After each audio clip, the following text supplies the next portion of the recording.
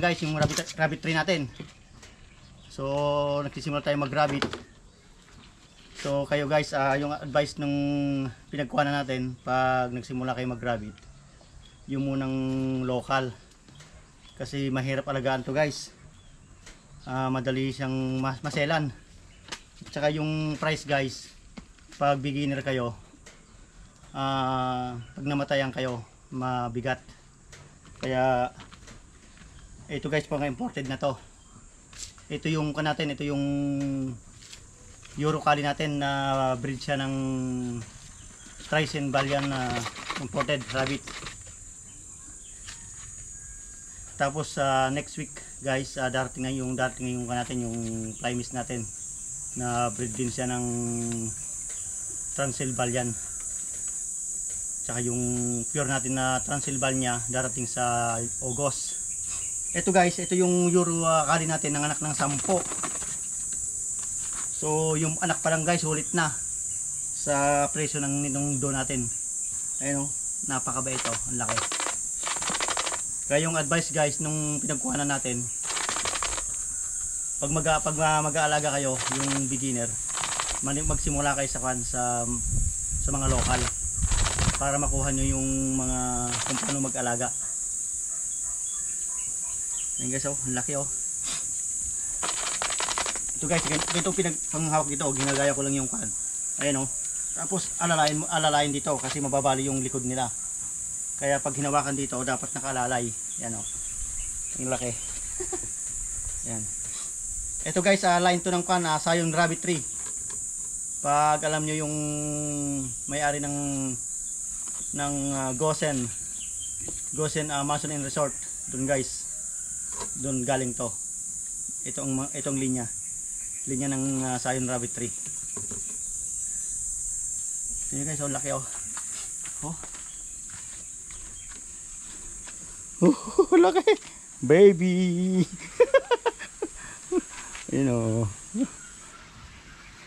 Grabe, ang laki. Abangan nyo guys, next week darating yung mga 10 Plymouth.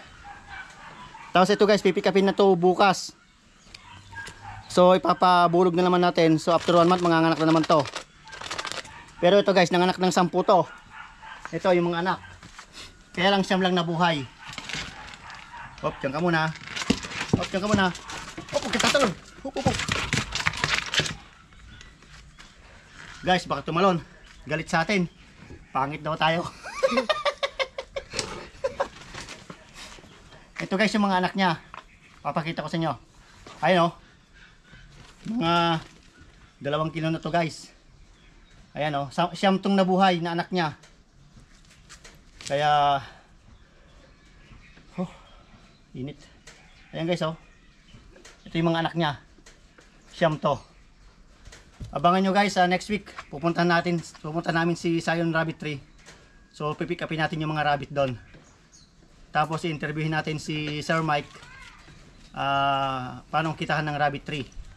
At siya rin magsasabi sa inyo ang presyohan ng mga ganito, mga imported. Napakainit guys. Ito guys, itong lugar namin to, pupunin namin ng rabbit to. Itong lugar na to. So siguro yung lugar na to, baka kasi yung mga 1,000, mga 1,000 rabbit dito. Ngayon guys, baka kailangan na ng mga aircon, yung mga breeder natin, pa-aircon natin yung bodega. So yun ang gagawin nating aircon ng mga rabbit. Yan guys. Yan guys, abangan nyo yung i-upload natin na Plymouth next week. Thank you guys. Baby. Okay. Teka. Hello guys, nakita nyo yung rabbitan natin doon. Yung doon tayo nag-umpisa. So pupunuin muna natin yung guys. Mga 1,000 rabbit kasya doon. Ngayon guys, yung mga breeder natin kung kailangan na ng aircon. So itong bodega guys, i-aircon na natin to. So ito guys, siguro kasya dito yung pan. Mga 1,000 guys na rabbit kasya rito sa bodega. So ito yung binabalak natin na pa-airconan para sa mga rabbit. So ito guys, pag napuno natin to, yung likod ng pa natin, yung likod ng manukan natin, yung likod. So yung guys, rarabitan natin. So yung area doon guys, siguro mga 1,000 rabbit kasya doon guys, doon sa likod. Kasi ito guys, napadiran to buo itong bodega. Yung nasa likod guys, hindi pa. Pero pag wala tayong paglagay ng rabbit, so yun ang lalagyan natin. So pag napuno yung guys, yung tatlong place natin na sa rabbit.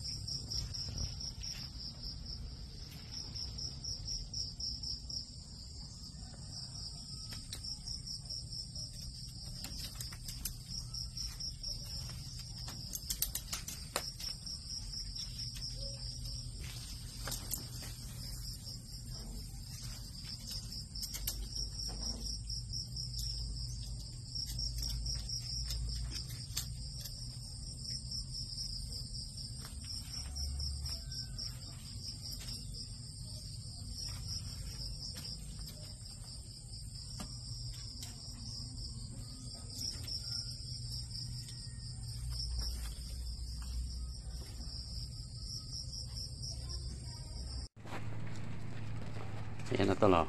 Nasabikan ng Madrid Agua yung mga bisita nating bago. Oh, ha? Ayan na. Oh. Ayan na sila.